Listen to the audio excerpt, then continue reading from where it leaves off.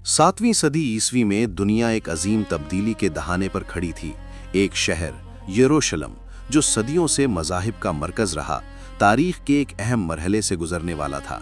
ये वो सरज़मीन थी जो अंबिया की ज़मीन कहलाती थी और मुसलमानों के लिए भी बेहद मुक़द्दस थी, क्योंकि यहाँ से प्रॉफिट मोहम्मद ने मेराज का सफ़र शुरू किया।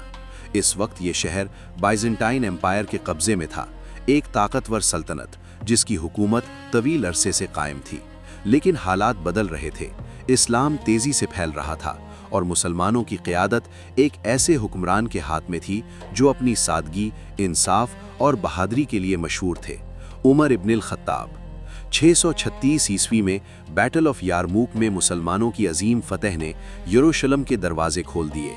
इसके बाद शहर का मुहासरा किया गया जो कई माह जारी रहा, यहाँ तक कि शहर के हुक्मरान ने एक गैर मामूली शर्त रखी कि वो शहर सिर्फ खलीफा उमर रज़ी अल्लाहु अन्हु के हाथों ही हवाले करेगा। ये शर्त कबूल की गई और मदीना से यरूशलेम तक का सफ़र एक तारीखी मिसाल बन गया। न कोई शाही काफिला, न कोई फौजी शान और शौकत, बल्कि सिर्फ एक ऊंट और एक खादिम, और इंसाफ का वो मयार कि रास्ते में बारी बारी सवारी की जाती रही।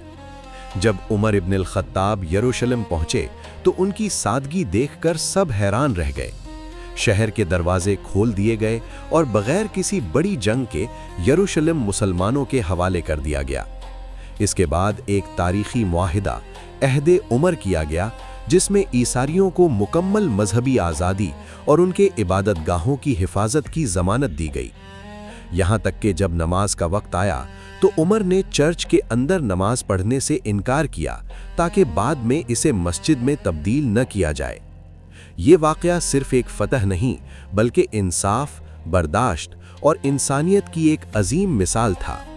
आज भी यरूशलेम की ये फतह हमें याद दिलाती है कि असल ताकत तलवार में नहीं, बल्कि किरदार, इंसाफ और आजिज़ी में होती है।